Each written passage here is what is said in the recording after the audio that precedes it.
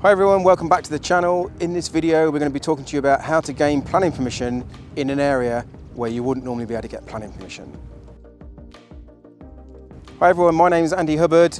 I've got 30 plus years construction experience, bricklayer by trade, now full-time developer, off the tools to full-time developing.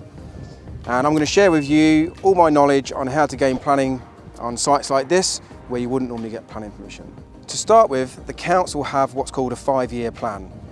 And this 5-year plan has a ring around the areas like villages, towns, cities.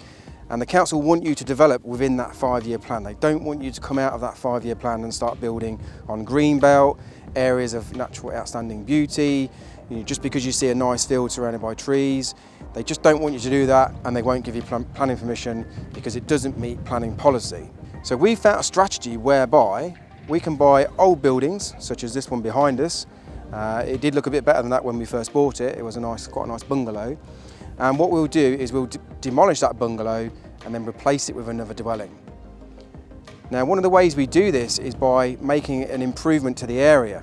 So by turning down an old 1980s, 1970s bungalow that's not very well insulated, it's maybe just a rectangle, so no real design aesthetics, maybe just using some materials that they could have got hold of years ago, whereas now we've got lots of nice choice of materials to choose from. And then we'll look to replace that with a dwelling that's going to look a lot more nicer, a lot more functional to live in. It's going to be a lot more insulated, so it's going to be cheaper to run, better for the environment. And they're the sort of things that the council will look at when you're applying for planning permission.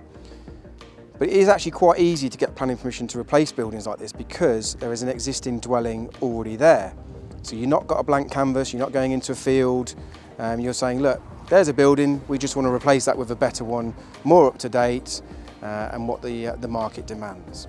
So as a rule of thumb, you can go about 10% bigger on the footprint of the existing building. So this particular one here is 80 square metres, and we're going to go 160 square metres.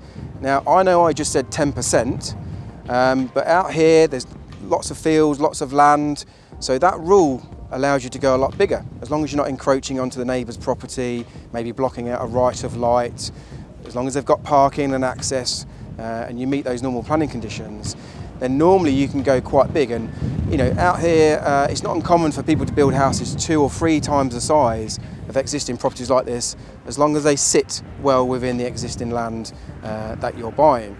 So this particular bungalow here, we're going to move it more towards the front, and then this will become the rear garden. So we're going to change it completely, and the council have seen that that's a better use of the scheme and approved the planning straight away.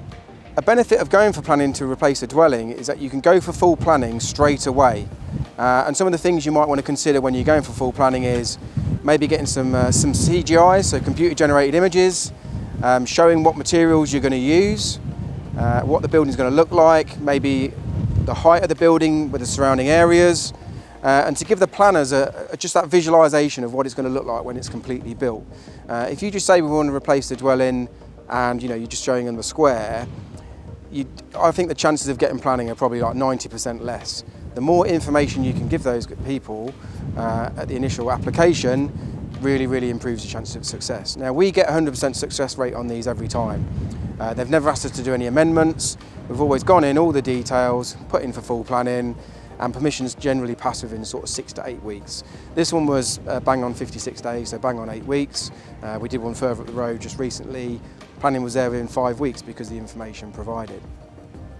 But this is just an untapped strategy that not many people think about. They all want the flat piece of land with planning permission, and you've got to go through a lot of hoops to sometimes get that planning permission. It can cost you quite a lot of money, take a lot of time.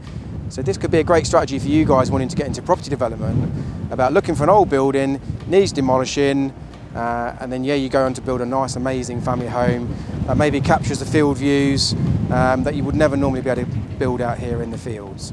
So some of you may want to go out and build your own home rather than develop for other people, and this could be a fantastic way for you to find that dream plot with the dream views, overlooking the landscape, maybe build those big glazed facades. You're just never going to find those plots within the villages or the towns or the cities. They're just not going to become available, and if they do, you're going to be paying a premium. This particular one here, cost us 55,000. It's going to cost us around £15,000 to demolish with planning. So 80,000 all in for the plot, and the house is going to be worth around about 450, 460,000 once it's built. And you know, new houses like this just don't get built out here in the field. So, you know, when you're building something like this and you're selling it, I can guarantee you it's pretty much going to sell to the first person that walks in the door. Purely because if they want to buy a brand new house, they've got to go and live slap bang in a town or city, surrounded by lots of other houses, traffic, you know, no privacy. So yeah, this is just a great way to be able to go out there and build your own dream home. So I hope you found this video useful. Please like and subscribe to the channel. Have a look around at some more videos, lots of education, content on there for you guys. Save you a fortune in making mistakes, lots of tips out there as well. And we hope to catch you on the next video very soon.